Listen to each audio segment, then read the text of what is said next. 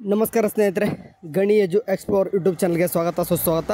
ಸ್ನೇಹಿತರೆ, ನಿಮ್ಗಾಳೆ ಗೊತ್ತಿರುವಾಗಿ ನಾನು ಸ್ವಲ್ಪ ಕಳೆದ ಕೆಲವೊಂದಿಷ್ಟು ದಿನಗಳಿಂದ SSP ಸ್ಕಾಲರ್ಶಿಪ್ ಅಪ್ಡೇಟ್ ಮಾಡ್ತಾ ಬರ್ತಿದ್ದೀನಿ. ಆ್ಯಂಡ್ SSP ಅಷ್ಟೇ ಬಿಟ್ಟು ಕೂಡ ಬೇರೆ ಒಂದು ಸ್ಕಾಲರ್ಶಿಪ್ ಕೂಡ ಹೇಳ್ತಾ ಇರ್ತೀನಿ. ಯಾಕಂತಂದರೆ ಎಷ್ಟೋ ಹುಡುಗರು ಎಲಿಜಿಬಲ್ ಇರ್ತೀರ ಅಂತಂದರೆ ನಿಮ್ಮದು ಚೆನ್ನಾಗಿ ಸ್ಕೋರ್ ಆಗಿರ್ತವೆ, ಪ್ರೈವೇಟ್ ಸ್ಕಾಲರ್ಶಿಪ್ ಕೂಡ ಬಿಡ್ತಿರ್ತಾರೆ.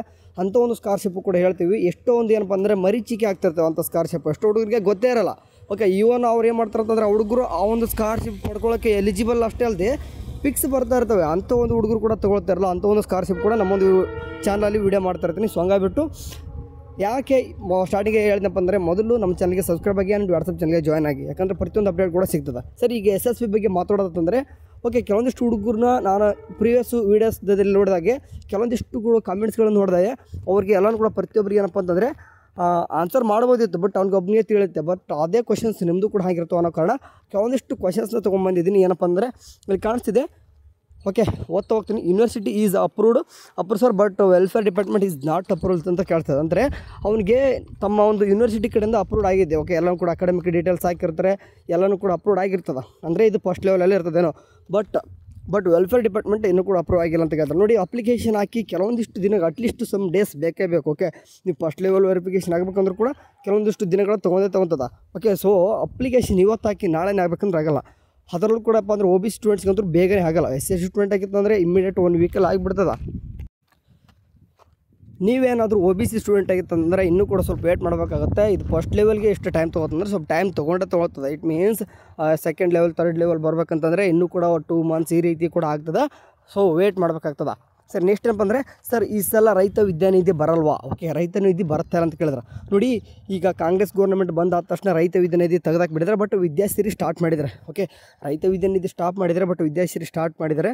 ಬಟ್ ರೈತ ವಿದ್ಯಾನಿಧಿ ಈ ವರ್ಷ ಸ್ಟಾರ್ಟ್ ಮಾಡಿದ್ದೇನೆ ಅಂತಂದು ಹೇಳಿದ್ದಾರೆ ಅಷ್ಟೇ ಬಿಟ್ಟರೆ, ಬಟ್ ಅಪ್ಲಿಕೇಶನ್ ಹಾಕುವಕ್ಕೂ ಕೂಡ ಬಿಟ್ಟಿದ್ದಾರೆ. ಅಂತಂದರೆ ಇಟ್ ಮೀನ್ಸ್ ಅಪ್ಲಿಕೇಶನ್ ಹಾಕ್ತಾಯಿದ್ದೀವಿ ಎಲ್ಲರೂ ಕೂಡ SSPನ ಅದರಲ್ಲೇ ರೈತ ರೈತ ವಿದ್ಯಾನಿಧಿಗೆ ಏನು ಸಪ್ರೇಟ್ ಅಪ್ಲಿಕೇಶನ್ ಹಾಕೋದಿರಲ್ಲ.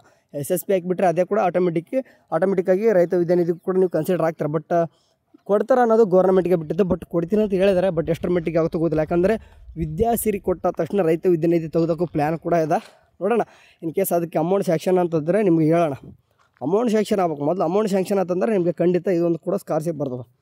ನೆಕ್ಸ್ಟ್ ಏನಪ್ಪ ಅಂದರೆ ಸ್ಕಾಲರ್ಶಿಪ್ ಯಾವಾಗ ಬರ್ತಾವ್ರಿ ಸರ್? ನೋಡಿರಿ, ನಿಮ್ಗೆ ಯಾವಾಗ ಕೂಡ ಥರ್ಡ್ ಲೆವೆಲ್ ವೆರಿಫಿಕೇಷನ್ ಮುಗೀತಾಯಿತು ಅದಾದ ತಕ್ಷಣ ನಿಮಗೆ ಪುಸ್ಟ್ ಡಿಬಿಟಲ್ಲಿ ಎಸ್ ಅಂತ ಬಂದುಬಿಟ್ಟು ಅವೇಟೆಡ್ ಅಂತ ಬರ್ತದೆ. ನೋಡಿರಿ, ಅವೇಟೆಡ್ ಅಂತ ಬಂತಂದರೆ ವಿತಿನ್ ಒಂದು 15 ಡೇಸ್ ಒಳಗಡೆ ನಿಮಗೆ ಸ್ಕಾಲರ್ಶಿಪ್ ಅಮೌಂಟ್ ಅನ್ನೋದು ಬರ್ತದೆ. ಓಕೆ, ಅವೇಟೆಡ್ ಅಂತ ಬರೋರು ಕೂಡ ನಿಮ್ದು ಅಮೌಂಟ್ ಬರಲ್ಲ. ಓಕೆ, ನೆಕ್ಸ್ಟ್ ಏನಪ್ಪ ಅಂದರೆ ನನಗೆ ಪಿ ರೀಇಂಬರ್ಸ್ಮೆಂಟ್ ಜಸ್ಟ್ 3200 ಬಂದಿದೆ.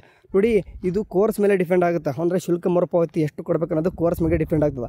ಇಟ್ ಮೀನ್ಸ್ ಇಂಜಿನಿಯರ್ ಸ್ಟೂಡೆಂಟ್ ಆಗಿತ್ತಂದರೆ 18,000 20,000 ಬರ್ತದೆ. ಬಟ್ ಈಗ ನರ್ಸಿಂಗ್ ಏನಾದರೂ ಅಂದರೆ BS ನರ್ಸಿಂಗ್ ಈ ರೀತಿ ಮಾಡ್ತದೆ ಅಂದರೆ 3,200 ಇಷ್ಟೇ ಬರೋದು. ಓಕೆ, ಅಂದರೆ ಇದು ಕೋರ್ಸ್ ಮೇಲೆ ಡಿಪೆಂಡ್ ಆಗ್ತಾ ಹೋಗ್ತದೆ. Next we got the SSP scholarship 46K ಅಂತ ಕೇಳಿದ್ರೆ ಒಬ್ಬರು ಕೇಳ್ಬೋದು 46,000 ರೂಪಾಯಿ ಸ್ಕಾಲರ್ಶಿಪ್ ಬರುತ್ತಾ ಒಬ್ಬೊಬ್ಬನೇ. ನಮ್ಮದು ಕಾಮಿಡಿ ಅನಿಸ್ಬೋದು, ಬಟ್ ರಿಯಲಿ ಕೂಡ ಹೌದು. ಯಾಕಂದರೆ ಇದು ಕೋರ್ಸ್ ಮೇಲೆ ಡಿಪೆಂಡು. ನೀವು ನಂಬಲ್ಲ, ಬೇಕಾದ್ರೆ ನಿಮಗೆ ನೆಕ್ಸ್ಟ್ ಯಾವುದೋ ಒಂದು ವಿಡಿಯೋದಲ್ಲಿ ತೋರಿಸ್ತೀನಿ. 1 ಲಕ್ಷ ರೂಪಾಯಿಗೆ ಅಟ್ಲೀಸ್ಟ್ ಸ್ಕಾಲರ್ಶಿಪ್ ಬಂದಿರೋದು ಕೂಡ ನಿಮಗೆ ತೋರಿಸ್ತೀನಿ ಬೇಕಾದ್ರೆ. ಅಂದರೆ SSPನೇ ಮತ್ತು ಬೇರೆ ಒಂದಲ್ಲ, SSPಲೇ ಲಕ್ಷಾಂತರ ಗಟ್ಟಲೆ ಬಂದಿರೋದು ಕೂಡ ಬಂದಿದ್ದಾವೆ. Okay, next bro, can I apply Vidyasiri scholarship? ನೋಡಿರಿ, ವಿದ್ಯಾಸಿರಿ ಸ್ಕಾಲರ್ಶಿಪ್ ಅಪ್ಲೈ ಮಾಡೋಕ್ಕೆ ಮತ್ತೆ ಏನು ಮಾಡೋ ಅವಶ್ಯಕತೆ ಇರಲ್ಲ.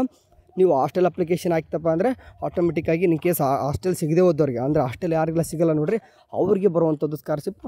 ನಿಮ್ಗೇನಾದರೂ ಅಂದರೆ ತಿಂಗಳಿಗೆ 1,000 ರೂಪಾಯಿ 1,500 ಹಂಗೆ 10 ತಿಂಗಳು 15,000 ರೂಪಾಯಿ ಕನ್ಸಿಡರ್ ಆಗಿಬಿಟ್ಟು ವಿದ್ಯಾಸಿರಿಲಿ ಬರ್ತದೆ. ಓಕೆ, ಇದಿಷ್ಟು ಈ ಒಂದು ವೀಡಿಯೋದಲ್ಲಾಗಿತ್ತು. ಓಕೆ, ನೆಕ್ಸ್ಟ್ ಇದೇ ರೀತಿಯಾಗಿ ನಿಮ್ಗೆ ಏನಾದರೂ ನಿಮ್ಮ ಡೌಟ್ಸ್ಗಳನ್ನು ಕ್ಲಿಯರ್ ಮಾಡುವಂಥ ವೀಡಿಯೋಸ್ಗಳು ಬೇಕಿತ್ತಂದರೆ ಕಾಮೆಂಟಲ್ಲಿ ಹಾಕಿರಿ. ಯಾವ ಒಂದು ಕಾಮೆಂಟ್ಸ್ಗೆ ಹೈಯೆಸ್ಟ್ ಲೈಕ್ಸ್ಗಳಿರ್ತವೆ ಅದಕ್ಕೆ ನಿಮಗೆ ಒಂದು ವೀಡಿಯೋ ಮೂಲಕ ಸುಮಾರು ಸ್ವಲ್ಪ ಜಾಸ್ತಿ ಕ್ವಶನ್ಸ್ನ ಓದೋಣ. ಯಾಕಂದರೆ ಭಾಳಷ್ಟು ಸ್ಟೂಡೆಂಟ್ಸ್ಗೆ ಡೌಟ್ಸ್ಗಳು ಇರ್ತಾವೆ, ಅದನ್ನೆಲ್ಲ ಕೂಡ ಕ್ಲಿಯರ್ ಮಾಡೋಣ ಅಂತೆ. Okay, thank you for watching. Our next day. Bye.